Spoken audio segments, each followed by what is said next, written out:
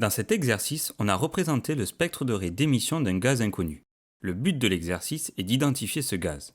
Les informations fournies sont le spectre de la lumière blanche et les longueurs d'onde de quelques radiations caractéristiques de trois entités. Le gaz recherché fait donc très certainement partie d'une de ces trois entités. Mettez la vidéo sur pause et prenez quelques minutes pour y réfléchir. On passe à la correction. La première radiation violette a une longueur d'onde de 410 nanomètres, qui correspond à la première radiation caractéristique de l'hydrogène.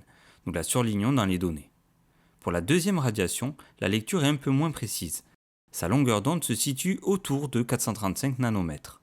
Dans les données, on voit que le mercure a une radiation caractéristique à 436 nanomètres et l'hydrogène a une radiation caractéristique à 434 nanomètres. Mais il n'est pas possible ici de trancher entre les deux. Nous surlignons donc ces deux valeurs dans les données. Continuons avec la troisième radiation. Elle se situe entre 480 et 490 nanomètres. En cherchant dans le tableau de données, on voit que la seule valeur possible est 486 nanomètres et correspond à la troisième radiation caractéristique de l'hydrogène. Nous surlignons cette valeur. Enfin, la quatrième radiation de couleur rouge se situe entre 650 et 660 nanomètres. Comme précédemment, grâce au tableau de données, on déduit que cette radiation a une longueur d'onde de 656 nanomètres et correspond une nouvelle fois à une des radiations caractéristiques de l'hydrogène. Pour faire le bilan de notre étude, on remarque qu'aucune radiation caractéristique de l'hélium n'est présente dans le spectre de raies d'émission présenté. Le gaz recherché n'est donc pas de l'hélium. Pour le mercure, il n'y a potentiellement qu'une seule radiation sur 4 qui pourrait correspondre.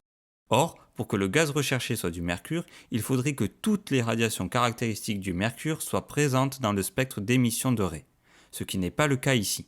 Donc, ce gaz n'est pas du mercure. Par conséquent, le gaz recherché est de l'hydrogène, car toutes ces radiations caractéristiques sont présentes dans le spectre de raies et on en déduit que la deuxième raie du spectre d'émission fourni est à 434 nanomètres. Cet exercice est terminé. J'espère que cette vidéo vous aura permis de mieux comprendre comment identifier un gaz à l'aide de son spectre de raies d'émission. À bientôt!